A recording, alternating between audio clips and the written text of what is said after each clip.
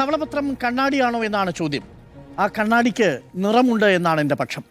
എന്തുകൊണ്ടെന്നാൽ താഴെ പറയുന്ന രണ്ട് കാരണങ്ങളാൽ.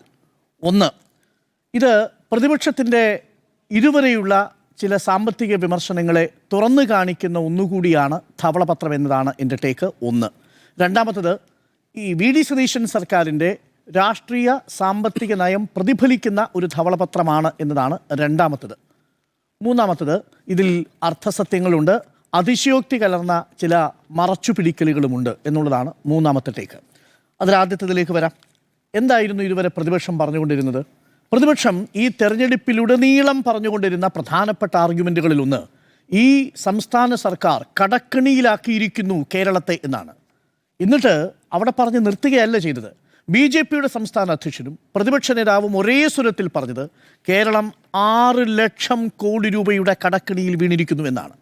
പലതവണ ധനമന്ത്രി കെ.എൻ. ബാലഗോപാൽ പറഞ്ഞു. ബഡ്ജറ്റ് അവതരിപ്പിക്കുമ്പോഴും അതിനു മുമ്പും നമ്മൾ ആ ഒരു ഭീഷണിയിലല്ല. നമുക്ക് 4.78 ലക്ഷം അല്ലെങ്കിൽ 4.8 ലക്ഷത്തിൻ്റെ മാത്രമേ ഉള്ളൂ. റിവൈസ്ഡ് എസ്റ്റിമേറ്റിൽ പോലും 4.9 ലക്ഷം കോടി മാത്രമേ ഉള്ളൂ. 5 ലക്ഷം കോടി പോലും നമ്മുടെ കടക്കണിയിലേക്ക് നമ്മൾ എത്തിയിട്ടില്ല. അതുകൊണ്ട് 6 ലക്ഷം കോടി എന്ന് അങ്ങ് പ്രചരിപ്പിക്കരുത്. പക്ഷേ കേട്ടില്ല. തിരഞ്ഞെടുപ്പിലുടനീളം 6 ലക്ഷം കോടിയുടെ കടക്കണിയിലാണ് കേരളം എന്ന് പ്രചരിപ്പിച്ചു. ഇന്ന് വി.ഡി. സതീശൻ സർക്കാരിൻ്റെ ധവളപത്രത്തിൽ തന്നെ 5.07 ലക്ഷം കോടി എന്ന് പറഞ്ഞു. അത് റിവൈസ്ഡ് എസ്റ്റിമേറ്റിലേക്ക് നമ്മൾ കണക്കാക്കിയാൽ 4.9 ലക്ഷം കോടിയാണെന്ന് കാണാം. ഇവിടെ പൊളിഞ്ഞു വീണത് വി.ഡി. സതീശനും പ്രതിപക്ഷവും അന്ന് സംസ്ഥാന സർക്കാരിൻ്റെ സാമ്പത്തികാവസ്ഥയെ പരിഹസിച്ചുകൊണ്ട് നടത്തിയ വസ്തുതാവിരുദ്ധമായ വിമർശനമാണ്. നമ്പർ 1. തീർന്നില്ല. ശമ്പളവും പെൻഷനും കൊടുക്കാൻ മാത്രം 1.25 ലക്ഷം കോടി രൂപയുടെ കുടിശ്ശികയുണ്ട് എന്നാണ് പറഞ്ഞത്. ഇന്നിപ്പോൾ അതേ ധവളപത്രത്തിൽ പറയുന്നു കേവലം 48,000 കോടി രൂപയുടെ. നോക്കണം, അത് മൊത്തം 77% പറയുന്നത് പെരുപ്പിച്ച് കാണിക്കുന്ന കണക്കാണ്. റവന്യൂ വരുമാനത്തിൻ്റെതാണ് 77% എന്ന് പറയുന്നത്. മൊത്തം വരുമാനം കണക്കിലെടുത്താൽ 50% താഴെ നിൽക്കും. അവിടെയും ചില മറച്ചുപിടിക്കലുകൾ നടത്തുന്നു. അപ്പോൾ 1.25 ലക്ഷം കോടി രൂപയുടെ കുടിശ്ശികയുണ്ട്, പെൻഷനും ഈ പറയുന്ന ശമ്പളവും കുടിശ്ശികയും കൊടുത്തു തീർക്കാൻ എന്ന് പറഞ്ഞതിലും ആ രീതിയിൽ ഒരു വലിയ രീതിയിലുള്ള വസ്തുതാവിരുദ്ധമായ കാര്യമുണ്ട്. മൂന്നാമത്തെ പ്രധാനപ്പെട്ട കാര്യം, പൂച്ച പെറ്റിക്കിടക്കുന്ന ഖജനാവ് എന്നുള്ളതായിരുന്നു ആർഗ്യുമെൻ്റ്. അതേ ആ സമയത്ത് തന്നെ കെ.എൻ. ബാലഗോപാൽ പറഞ്ഞു ഈ സാമ്പത്തിക വർഷം അവസാനിക്കുമ്പോൾ 5,263 കോടി രൂപയുടെ നീക്കിയിരിപ്പുണ്ട്. ഇന്ന് റിപ്പോർട്ടർ TV നേരത്തെ പ്രസിദ്ധീകരിച്ച റൈറ്റ് ടു ഇൻഫർമേഷൻ വഴി കിട്ടിയ വിവരത്തിലും ഇതേ കണക്കാണ് പറഞ്ഞിരുന്നത്. പൂച്ച പെറ്റുകിടന്നതല്ല.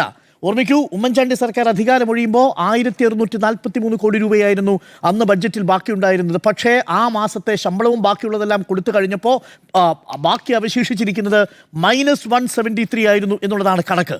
ഇപ്പോൾ 5,263 കോടി രൂപ ശമ്പളം കൊടുക്കുന്നതിന് മുമ്പ് ഏപ്രിൽ മാസത്തിലുണ്ടായിരുന്നു. മെയ് മാസത്തിൽ ശമ്പളവും കൊടുത്തു കഴിഞ്ഞതിന് ശേഷം മെയ് മാസം 16-ാം തീയതി ആകുമ്പോഴേക്കും അത് 2,211 കോടി രൂപയാണ് എന്നുള്ളതാണ്. അപ്പോൾ പൂച്ചപറ്റി കിടക്കുന്ന ഖജനാവ് എന്നുള്ള വാദം അത് തെറ്റാണെന്ന് തെളിയുന്നു. 1.25 ലക്ഷം കോടി രൂപയുടെ കുടിശ്ശിക പെൻഷൻ്റെയും ശമ്പളത്തിൻ്റെയും DA കുടിശ്ശികയുടെയും ഭാഗമായിട്ടുണ്ടാകാനുണ്ട് എന്ന് പറഞ്ഞത് നേരെ പകുതി മാത്രമേ ഉള്ളൂ എന്ന് തെളിയുന്നു. 3, നമ്മളുടെ കടം എന്ന് പറയുന്നത് 6 ലക്ഷം കോടിയാണ് എന്ന് പറഞ്ഞത് അത് കേവലം 5.07 ലക്ഷമാണെന്ന് ഇതേ ധവളപത്രം തന്നെ സമർത്ഥിക്കുകയും ചെയ്യുന്നു. ഇതാണ് വസ്തുതാവിരുദ്ധമായ പ്രചരണങ്ങളെ ഈ ധവളപത്രം തന്നെ തുറന്നു കാട്ടുന്നു എന്നുള്ള ഒരു പോസിറ്റീവായിട്ടുള്ള ഭാഗം. രണ്ടാമത്തത്, ഇതിനെ അർത്ഥസത്യങ്ങളും അതിശയോക്തി കലർന്ന മറച്ചുപിടിക്കലുകളുമുണ്ട് ഇതിൽ എന്നുള്ളതാണ്. ഇതിൽ എവിടെയാണ് മറച്ചു പിടിച്ചിരിക്കുന്നത്? വളരെ കൗശലം പ്രയോഗിച്ചിട്ടുണ്ട് ഇതിനകത്ത്. എന്തെന്ന് വെച്ച് കഴിഞ്ഞാൽ, നേരത്തെ മാധു പറഞ്ഞതുപോലെ ഒരു കടഭീതിയിലാണ് നമ്മുടെ സംസ്ഥാനം എന്ന് തോന്നുന്ന പ്രതീതി ജനിപ്പിക്കുന്നുണ്ട്. എനിക്കൊരു ന്യായമായ സംശയമുണ്ട്. ഉമ്മൻചാണ്ടി സർക്കാർ അധികാരത്തിൽ നിന്ന് ഒഴിയുമ്പോൾ എത്രയായിരുന്നു നമ്മുടെ കടം? ആ കടത്തിൻ്റെ കണക്ക് കൂടി പറഞ്ഞാലേ ഇത് മനസ്സിലാവും. ഉമ്മൻചാണ്ടി സർക്കാർ അധികാരത്തിലേക്ക് വരുമ്പോൾ, അതായത് 2011 78,673 കോടി രൂപയായിരുന്നു കടം. 78,673 കോടി രൂപ. ഉമ്മൻചാണ്ടി സർക്കാർ അധികാരമൊഴിയുമ്പോൾ 78,000 കോടി എത്രയായിട്ട് മാറി? 1,57,000 ആയിട്ട് മാറി. 1,57,000 കോടി രൂപയായിട്ട് മാറി. എത്ര ശതമാനത്തിൻ്റെയാ? ഏകദേശം ഇരട്ടിയായിട്ട് മാറുന്നു എന്നുള്ളതാണ്. അതാണ് പറയുന്നത്. ഏകദേശം ഇരട്ടിയായിട്ട് മാറുന്നു. ആ ഏകദേശം ഇരട്ടിയായിട്ട് മാറുന്നതിൽ എന്തെങ്കിലും കുഴപ്പമുണ്ടോ? കുഴപ്പമില്ല എന്നാണ് ഞാൻ പറയുക. കാരണം എന്താ? കടം എന്ന് പറയുന്നത് ഈ ധൂർത്തടിക്കാനുള്ള കടമല്ല. അത് ജനങ്ങളുടെ സാമൂഹ്യക്ഷേമ പ്രവർത്തനങ്ങൾക്കും വികസന പ്രവർത്തനങ്ങൾക്കും ക്യാപിറ്റൽ എക്സ്പെൻഡിച്ചറിനും ഒക്കെ ആയിട്ട് ഉപയോഗിക്കുന്ന പണമാണ്.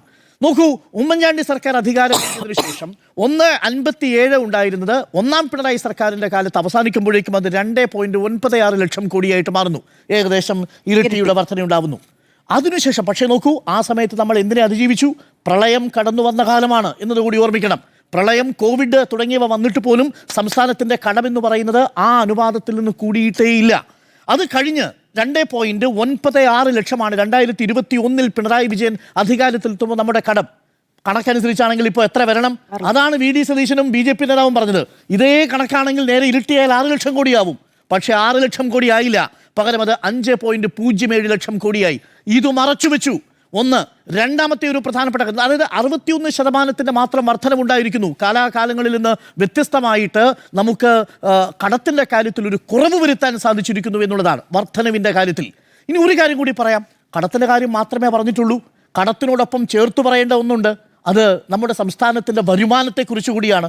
നമ്മുടെ സംസ്ഥാനത്തിൻ്റെ വരുമാനം എത്രയാണ് മാധു?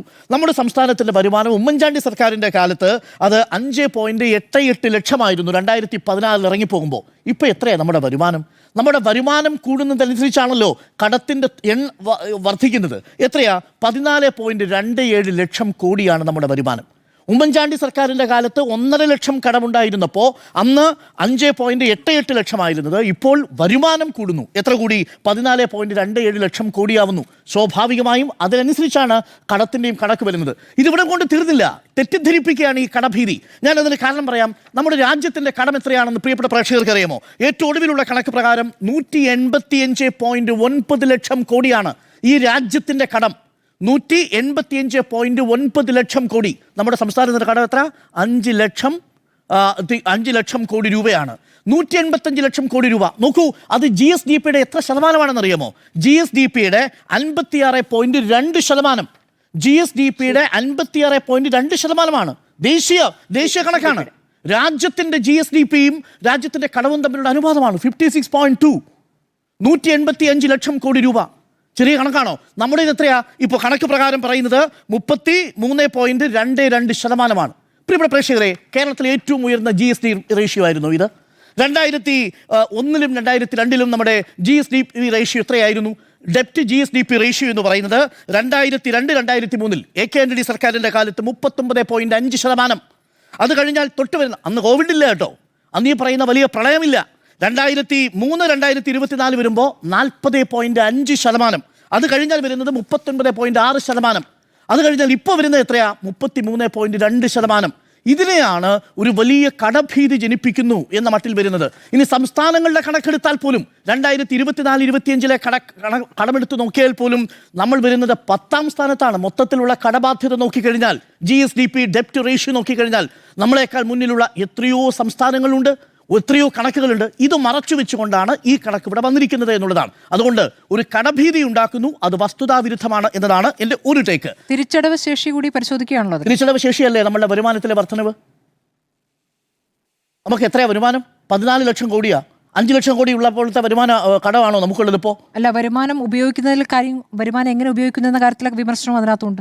എങ്ങനെയാണ് വരുമാനം നമ്മൾ ഉപയോഗിക്കുന്നത്? വരുമാനത്തിൽ എവിടെയാണ് നമുക്ക് കുറവ് സംഭവിച്ചത്? വരുമാനത്തിൽ ഏറ്റവും കൂടുതൽ ഉപയോഗിക്കുന്ന എവിടെയൊക്കെയാണ്? പെൻഷൻ കൊടുക്കാൻ, ജനക്ഷേമ പ്രവർത്തനങ്ങൾക്ക്, ക്യാപിറ്റൽ എക്സ്പെൻഡിച്ചറുമായി ബന്ധപ്പെട്ട മേഖലയിൽ കൊടുക്കുന്നില്ലേ? അതല്ല, അത് കൊടുക്കണ്ട എന്നല്ല, അത് കൊടുക്കണം. പക്ഷെ വികസന പദ്ധതികളിലേക്ക് കൊടുക്കാനുള്ള രൂപത്തിൽ ഉണ്ടാകുന്നില്ല വരുമാനം. അതാണ് രണ്ടാമത്തത്. അത് ഞാൻ പറയാം. ഈ 1.3% മാത്രമാണ് ക്യാപിറ്റൽ എക്സ്പെൻഡിച്ചർ എന്ന് പറയുന്നു. ആ ക്യാപിറ്റൽ എക്സ്പെൻഡിച്ചർ കിഫ്ബിയുടെ വിഹിതം ഉണ്ടോ? എന്താ കിഫ്ബിയുടെ വിഹിതം അതിൽ വരാഞ്ഞത്? നമ്മുടെ സംസ്ഥാനത്ത് കഴിഞ്ഞ 5 വർഷം ഏറ്റവും കൂടുതൽ അടിസ്ഥാന സൗകര്യ വികസനം നടന്നിരിക്കുന്നത് കിഫ്ബി ഫണ്ട് ഉപയോഗിച്ചല്ലേ? ആ കിഫ്ബി ഫണ്ട് മാറ്റിവെച്ചാൽ ഈ റവന്യൂ ക്യാപിറ്റൽ എക്സ്പെൻഡിച്ചറിന്റെ കണക്ക് കുറയില്ലേ? കിഫ്ബിയുടെ ബാധ്യത ഇപ്പോൾ വന്നിരിക്കുന്നത്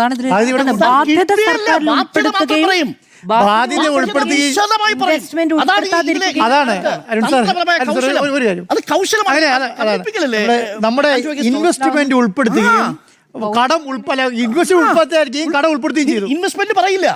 ഇപ്പോൾ നേരത്തെ സ്മൃതി വളരെ കൃത്യമായി ചോദിച്ച പോലെ ഇത് എവിടെ നിന്ന് തിരിച്ചടയ്ക്കും എന്നുള്ളതാണ്. ഭീതിതമായ ഒരു അന്തരീക്ഷം സൃഷ്ടിക്കും. വരുമാനം പറയൂല. നമ്മളുടെ വരുമാനം 8 ലക്ഷം കോടിയിൽ നിന്നാണ് 14 ലക്ഷം കോടിയായിട്ട് വളർന്നത്. 8 ലക്ഷം കോടി 2016-2021 കാലഘട്ടത്തിൽ പിണറായി വിജയൻ സർക്കാരിൻ്റെ സമയത്ത് അവസാനം ഇറങ്ങിപ്പോകുമ്പോഴുള്ള വരുമാനം അതിപ്പോൾ 14 ലക്ഷം കോടിയായിട്ട് വളർന്നു. പറയൂല. പകരം ഇനി ക്യാപിറ്റൽ എക്സ്പെൻഡിച്ചറിന്റെ കാര്യം പറയുമ്പോഴോ അടിസ്ഥാന സൗകര്യ വികസനത്തിന് വേണ്ടി ഏറ്റവും കൂടുതൽ പണം ഉപയോഗിച്ചിരിക്കുന്നത് കിഫ്ബി ഫണ്ടിൽ നിന്നാണ്. ആ പണം അതിൽ ഉൾപ്പെടുത്തിയിട്ടില്ല. എന്നിട്ട് പറയാണ് രാജ്യത്തെ ഏറ്റവും കുറഞ്ഞ ക്യാപിറ്റൽ എക്സ്പെൻഡിച്ചർ നിരക്ക് കേരളത്തിലാണ് എന്ന് പറഞ്ഞാൽ അത് വസ്തുതാപരമാണോ? 21,000 കോടി തിരിച്ചടവ് ബാധ്യതയുണ്ട്. ഇത് സംസ്ഥാന സർക്കാരിന്റെ ചുമലിലാണെന്ന് പറയുമ്പോൾ അത് വിശദീകരിക്കണ്ടേ? 35,000 കോടി രൂപ ചെലവ് വരുന്ന ഫണ്ട് കണ്ടെത്തേണ്ടതുണ്ട്. അങ്ങി പറഞ്ഞ 35,000 കോടി രൂപയുടെ ചെലവ് 35,000 കോടി രൂപയുടെ ചെലവാണല്ലോ നേരത്തെ കഴിഞ്ഞ സർക്കാർ പറഞ്ഞിരുന്നത്. അതിലേക്ക് ഇനിയും പദ്ധതികൾക്ക് ഇനിയും ഫണ്ട് കണ്ടെത്തേണ്ടതുണ്ട്. കേൾക്കൂ, ഈ ക്യാപിറ്റൽ എക്സ്പെൻഡിച്ചറിന്റെ കാര്യത്തിൽ അതാ പറഞ്ഞ മൂലധന ചെലവിന്റെ കാര്യത്തിൽ കിഫ്ബിയുടെ പണം ഉൾപ്പെടുത്തിയിട്ടുണ്ടോ? അത് ഉൾപ്പെടുത്താതെ നിങ്ങൾ ഇങ്ങനെ ഇത് വിശദീകരിക്കുക. അത് ഉൾപ്പെടുത്തിയിട്ടില്ല. ഏകദേശം 1.25 ലക്ഷം കോടി രൂപയുടെ വികസന പദ്ധതികൾ കഴിഞ്ഞ 5 വർഷം കൊണ്ട് പല തലങ്ങളിൽ കിടക്കുക. പൂർണ്ണമായിട്ട് കൊടുത്തതുണ്ട്, ഇപ്പോഴും പ്രോഗ്രസ് ചെയ്യുന്ന പല പദ്ധതികളുണ്ട്. എല്ലാ വികസന പദ്ധതികളും കിഫ്ബി വഴിയാണെന്നല്ലേ പറഞ്ഞുകൊണ്ടിരുന്നത്? അതെ, അത് ഉൾപ്പെടുത്തിയിട്ടില്ലെന്നായി പറയുന്നത്. അതല്ലേ തെറ്റിദ്ധരിപ്പിക്കുന്ന കണക്ക്. ക്യാപിറ്റൽ എക്സ്പെൻഡിച്ചർ 21,000 കോടി അത് തിരിച്ചടവാണ്. ആ തിരിച്ചടവ് എങ്ങനെയാ വന്നത്? ആ തിരിച്ചടവ് ഏതിന്റെ കൂടെ കൂട്ടി? ആ തിരിച്ചടവ് സംസ്ഥാനത്തിന്റെ മൊത്തം കടത്തിന്റെ ഭാഗമായി കൂട്ടി. അങ്ങനെ കൂട്ടാൻ പറ്റുമോ? അതാണ് സ്മൃതിയുടെ എൻ്റെ നിലപാട്. നമ്മുടെ രണ്ടുപേരുടെയും നിലപാട് അതല്ല. കാര്യം ദേശീയ തലത്തിൽ NHAക്ക് അങ്ങനെ കൂട്ടാൻ പറ്റൂല. കാര്യം ഓഫ് ബഡ്ജറ്റ് ബോറോയിങ്. പക്ഷേ കേന്ദ്ര സർക്കാർ 4 വർഷം കഴിഞ്ഞപ്പോൾ ഒരു നിയമം കൊണ്ടുവന്നു. അതിൽ FRBM ആക്ടിന്റെ പരിധിയിൽ നമ്മുടെ കിഫ്ബിയെയും പെൻഷൻ ഫണ്ടിനെയും ഉൾപ്പെടുത്തി. ആ ഉൾപ്പെടുത്തിയതോടുകൂടി എന്ത് സംഭവിച്ചു? കിഫ്ബി സംസ്ഥാന സർക്കാരിന്റെ കടമായിട്ട് മാറി.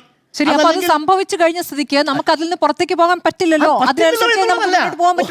അവിടെയാണ് നമ്മുടെ വിമർശനം. 21,000 കോടി കടമുള്ള സമയത്ത് 41,000 കോടിയുടെ പദ്ധതി പൂർത്തീകരിച്ചു കഴിഞ്ഞു.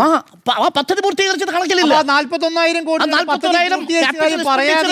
21,000 കോടി കടമുള്ള കാര്യം മാത്രം പറയുക. അതെങ്ങനെ പദ്ധതി ചെലവുകൾ നാമമാത്രമായി സ്തംഭിച്ചു നിൽക്കുകയാണ് എന്നാണ്. അങ്ങനെയല്ല, അങ്ങനെയല്ല. അതൊക്കെ കിഫ്ബി 1 ലക്ഷം കോടിയുടെ പദ്ധതികൾ അംഗീകാരം നൽകിയിട്ടുണ്ട്. ഇതിൽ 41,650 കോടി രൂപയുടെ പ്രവർത്തനം പൂർത്തീകരിച്ചിട്ടുണ്ട്. പ്രവർത്തനങ്ങൾക്കായി നൽകിയിരിക്കുന്നത് 40,000 കോടി നൽകി. അതിൽ 24,000 കോടി രൂപ പദ്ധതി പൂർത്തീകരിച്ചു. ബാക്കി എത്ര ലോൺ ഉള്ളത്? 21,000 കോടി. 21,000 കോടി ലോൺ ഉള്ളതിനകത്ത് 24,000 കോടി രൂപയുടെ പദ്ധതി പൂർത്തീകരിക്കുകയും 41,000 കോടി കൊടുക്കുകയും ചെയ്തിട്ടുണ്ട്. അപ്പൊ ഇങ്ങനെ അസത്യങ്ങളുണ്ട്, അർത്ഥസത്യങ്ങളുണ്ട്, അതിശയകരമാവണ്ണം മറച്ചു പിടിക്കുന്ന ഭാഗങ്ങളുണ്ട്. ഒറ്റ കാര്യം അങ്ങേക്ക് മനസ്സിലായിട്ടുണ്ടോ എനിക്കറിയില്ല. ഈ SC/ST വിഭാഗത്തിന്റെ അവരുടെ ഗ്രാന്റ് അടക്കം വെട്ടിക്കുറച്ചു എന്നുള്ള സംഭവങ്ങളുണ്ടല്ലോ. അപ്പോൾ ന്യൂനപക്ഷ വിഭാഗങ്ങളുടെ, അതായത് പട്ടികജാതി പട്ടികവർഗ OBC ന്യൂനപക്ഷ വിഭാഗങ്ങളുടെ ക്ഷേമത്തിനുള്ള പദ്ധതി ചെലവ് വീതം 2017-18 അത് 9.24% നിന്നും 2025-26 ആകുമ്പോഴേക്കും അത് 3.85% ഇടിയുകയാണ്. ഇടിയുന്നുണ്ടാവും സ്വാഭാവികമായി. ആസാദ് സ്കോളർഷിപ്പ്, മൗലാന ആസാദ് സ്കോളർഷിപ്പ് അത് മാത്രമല്ല അത് അന്നേ കാലത്ത് നമ്മൾ ചർച്ച ചെയ്താണ്. കേന്ദ്ര പദ്ധതികൾ മാത്രമല്ല, കേന്ദ്ര സർക്കാരിന്റെ കേന്ദ്ര പദ്ധതികൾ മാത്രമല്ല, സ്കീമുകൾ പൂർണ്ണമായി സംസ്ഥാന സർക്കാരിന്റെ കീഴിൽ പ്രവർത്തിക്കുന്ന സ്കീമുകളാണോ? അത് സംസ്ഥാന സർക്കാരിന്റെ കീഴിൽ പ്രവർത്തിക്കുന്നവയുണ്ട്, കേന്ദ്ര സർക്കാരിന്റെ സ്കീമിൽ പ്രവർത്തിക്കുന്നവയുണ്ട്. സ്മൃതി, അവിടെയാണ് നമ്മൾ മനസ്സിലാക്കേണ്ടത്. എല്ലാം കേന്ദ്രത്തിന് മേൽ എല്ലാമല്ല. നോക്കൂ, നമ്മൾ കേന്ദ്ര സർക്കാരും സംസ്ഥാന സർക്കാരും തമ്മിൽ കേന്ദ്ര പദ്ധതികളുടെ വിഹിതത്തിൽ ഒരു 31% കുറവുണ്ടായിട്ടുണ്ട്. 2011 2021 വരെ നോക്കുമ്പോൾ അത്രയും വലിയ ഇടിവാണ്. നോക്കൂ, അതേസമയം നമ്മുടെ കയ്യിൽ നിന്ന് പോകുന്ന വരുമാനത്തിൻ്റെ കാര്യത്തിലോ കേന്ദ്ര സർക്കാരിന് കിട്ടുന്ന വരുമാനത്തിൻ്റെ കാര്യത്തിൽ ഉയർച്ചയും ഉണ്ടാകുന്നു. 6% സെസ് 17% കേന്ദ്ര സർക്കാർ കൂട്ടുന്നു. എന്നാൽ സംസ്ഥാന സർക്കാരിന് ലഭിക്കേണ്ടിയിരുന്ന കേന്ദ്രാവിഷ്കൃത പദ്ധതി കുറയ്ക്കുന്നു. ആ പദ്ധതികളുടെ കൂട്ടത്തിൽ ഗണ്യമായൊരു കുറവ് അവിടെയും സംഭവിച്ചിട്ടുണ്ടെന്നുള്ളതാണ്. ഇത് നോക്കൂ, ഇതാണ് ഇതിലെ വസ്തുതാപരമായ കാര്യം നമ്മൾ പറയേണ്ടത്. ധവളപത്രം പറയുമ്പോൾ ഇനി ഒരു പോയിന്റ് കൂടി പറയാം. ഇതിന് രാഷ്ട്രീയ വിശകലനം, ഞാൻ ഇതിന് രാഷ്ട്രീയമായി തന്നെ, അതുകൊണ്ടാണ് ഇതിന് രാഷ്ട്രീയ നിലവുണ്ടെന്ന് പറയുന്നത്. എന്താ ഇതിൻ്റെ രാഷ്ട്രീയം? ഇതിൻ്റെ സാമ്പത്തിക രാഷ്ട്രീയം എന്ന് പറയുന്നത് കൃത്യമായി പറഞ്ഞാൽ ഫെസിലിറ്റേറ്ററായി നിൽക്കണം സ്റ്റേറ്റ് എന്ന് പ്രതിപക്ഷ നേതാവ് പറഞ്ഞ രാഷ്ട്രീയം തന്നെയാണ്. ഫെസിലിറ്റേറ്ററായി നിൽക്കുക എന്ന് പറഞ്ഞാൽ അതൊരു ലിബറൽ അപ്രോച്ചാണ്, അതൊരു ഉദാഹരണമായിട്ടുള്ള അപ്രോച്ചാണ്. പൊതുമേഖലാ സ്ഥാപനങ്ങളുടെ നഷ്ടം പെരുപ്പിച്ച് കാണിക്കുന്നു. 29 പൊതുമേഖലാ സ്ഥാപനങ്ങൾ ലാഭം ഉണ്ടാക്കി പറഞ്ഞിട്ടുണ്ടോ ധവളപത്രത്തിൽ?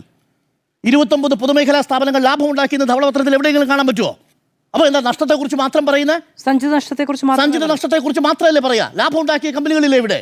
നവരത്ന കമ്പനികൾ കേന്ദ്ര സർക്കാർ പോലെ തന്നെ കേരളത്തിലും പല പൊതുമേഖലാ സ്ഥാപനങ്ങളിൽ ലാഭം ഉണ്ടാക്കിയിട്ടില്ലേ? ലാഭം ഉണ്ടാക്കി എത്രയോ പദ്ധതികളുണ്ട്, എത്രയോ സ്ഥാപനങ്ങളുണ്ട്. നമ്മൾ ഈ ചർച്ച ചെയ്ത KMML പൊതുമേഖലാ സ്ഥാപനമല്ലേ, ലാഭം ഉണ്ടാക്കുന്ന സ്ഥാപനമല്ലേ? അത് ഉൾപ്പെടുത്തിയിട്ടുണ്ടോ ഇവിടെ?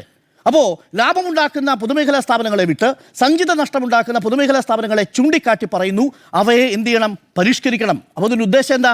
ഇനി ഒരു വാചകമുണ്ട് കേട്ടോ, അപകടകരമായൊരു വാചകമാണ്. ഞാനിത് പ്ലാനിംഗ് ബോർഡിൽ ഒരു അംഗം അത് സൂചിപ്പിച്ചപ്പോഴാണ് ഞാനിത് കണ്ടത്. എന്താണ്? ഉത്പാദനാധിഷ്ഠിത സബ്സിഡിയിൽ നിന്നും ഉപഭോഗാധിഷ്ഠിത സബ്സിഡിയിലേക്ക് മാറണം എന്നുള്ളതാണ്. എന്ന് പറഞ്ഞാൽ എന്താ?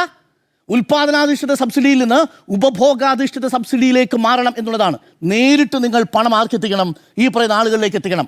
അവിടേക്ക് പോകുന്ന പൊതുമേഖലാ സംവിധാനത്തെ അത് പൂർണ്ണമായിട്ടും തകർക്കും. അതിന് പല എക്സാമ്പിൾ ഉണ്ട്. ഞാൻ അദ്ദേഹത്തിന് ഒരു എക്സാമ്പിൾ ഞാൻ കോട്ട് ചെയ്യാം. ഇപ്പോൾ ഇടമലക്കുടിയിലേക്ക് പോകുന്ന KSRTC അല്ലെങ്കിൽ വൈദ്യുതി കണക്ഷൻ, അതിനുവേണ്ടി ചിലവാകുന്ന തുക എന്താണ്? അത് ഉത്പാദന അധിഷ്ഠിത സബ്സിഡിയാണ്. അത് അവിടെ നിന്ന് ഒഴിവാക്കി നേരിട്ട് അവരുടെ കയ്യിൽ പണം കൊടുക്കണം. KSEBിയിലേക്ക് അവർ നിശ്ചയിച്ച തുക കൊടുക്കണം, ഈ സബ്സിഡി ഇല്ലാതെ. അതാണ് ഡയറക്റ്റ് ട്രാൻസ്ഫർ. അപ്പോൾ അവിടേക്കുള്ള KSRTC ബസ്സിൻ്റെ ചിലവ് ആര് വഹിക്കും? അപ്പോൾ അവിടേക്ക് KSRTC ബസ്സിൽ എന്ന് പറയുന്ന സർവീസ് ഇല്ലാതാവുന്ന അവസ്ഥയുണ്ടാവും. ഇതാണ് സംഭവിക്കുന്നത്. അപ്പോൾ ഇതൊരു സൂചന മാത്രമാണ്. ഉൽപാദനാധിഷ്ഠിത സബ്സിഡിയിൽ നിന്ന് ഉപഭോഗാധിഷ്ഠിത സബ്സിഡിയിലേക്ക് മാറുന്നു എന്നുള്ളത് തന്നെ ഈ ബഡ്ജറ്റിന്റെ ഒരു രാഷ്ട്രീയ സാമ്പത്തിക സൂചനയാണ്. അത് അത്യന്തം അപകടകരമാണ്. ഊർജ്ജ മേഖലയിലടക്കം പ്രൈവറ്റ് ഇൻവെസ്റ്റ്മെന്റിനെ പ്രോത്സാഹിപ്പിക്കണമെന്ന നിർദ്ദേശമാണ് ധവളപത്രത്തിലുള്ളത്. ശരിയാണ്. ഊർജ്ജ മേഖലയിലടക്കം, ഇതിൽ KSEB അടക്കം. അത് ശരിയാണോ? അത് നമുക്ക് അംഗീകരിക്കാൻ പറ്റുന്ന കാര്യമാണോ? ഇത് സർക്കാരിന്റെ നയമാണോ? പറയേണ്ടതാണ്. അത് ആശങ്കപ്പെടുത്താൻ ഒറ്റ കാര്യം കൂടി. അങ്ങ് ഈ പറയുന്ന ഇപ്പോൾ ഈ ധവളപത്രത്തിൽ പോസിറ്റീവായി, അതായത് കഴിഞ്ഞ സർക്കാരുമായി ബന്ധപ്പെട്ട നേട്ടങ്ങളുടെ പട്ടികയില്ല എന്ന് പറയുന്നു. നേട്ടങ്ങളുടെ പട്ടിക ഇല്ലെന്ന് ഞാൻ പറഞ്ഞു. നേട്ടങ്ങളുടെ കാര്യങ്ങളേ ഇല്ല എന്ന് പറയും. നേട്ടങ്ങളുടെ കാര്യങ്ങൾ അല്ല, പൊതുമേഖലാ സ്ഥാപനങ്ങൾ നഷ്ടത്തിലായവരുടെ കാര്യം പറയുമ്പോൾ ലാഭത്തിലായവരുടെ പേരുകൾ പറഞ്ഞില്ല എന്നങ്ങ് പറഞ്ഞല്ലോ. അപ്പൊ അങ്ങനെയാണെങ്കിൽ കഴിഞ്ഞ ഒന്നാം പിണറായി സർക്കാർ വന്ന ഘട്ടത്തിൽ വന്ന ധവളപത്രത്തിൽ മുൻ ഉമ്മൻചാണ്ടി സർക്കാരിന്റെ നേട്ടങ്ങൾ വിശദീകരിക്കുന്നുണ്ട്. അതേതാണ്? ഉമ്മൻചാണ്ടി സർക്കാരിന്റെ സാമ്പത്തിക നേട്ടം ഏതായിരുന്നു? അല്ല, ഒരു നേട്ടവും ഇല്ലാണ്ട് അങ്ങ് വീഴുകയായിരുന്നു. അതായത് അതാണ് പ്രശ്നം. 5 വർഷം ആ സർക്കാർ, ഉമ്മൻചാണ്ടി സർക്കാരിൽ നേട്ടങ്ങളെ ഉണ്ടായിട്ടില്ല. മൊത്തം നഷ്ടമായിരുന്നു എന്ന കണക്കാണെങ്കിൽ ഒന്നും പറയല്ല. കാരണം ഇത് ഇത്രയേ ഉള്ളൂ.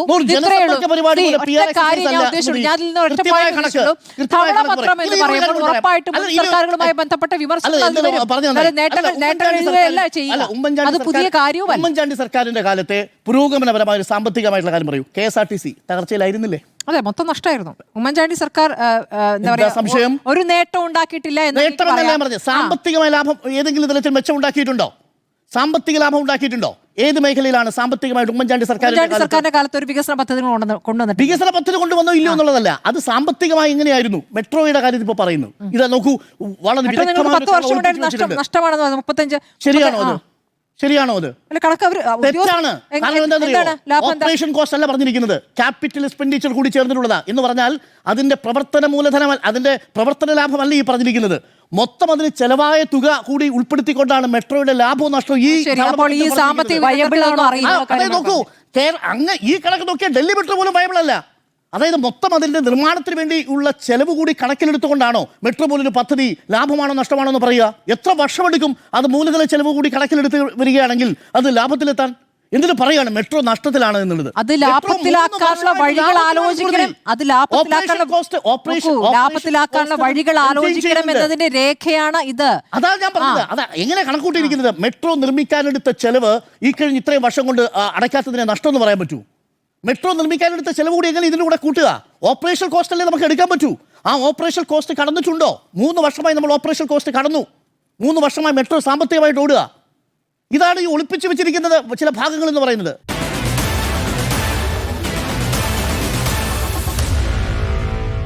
Meet the editors.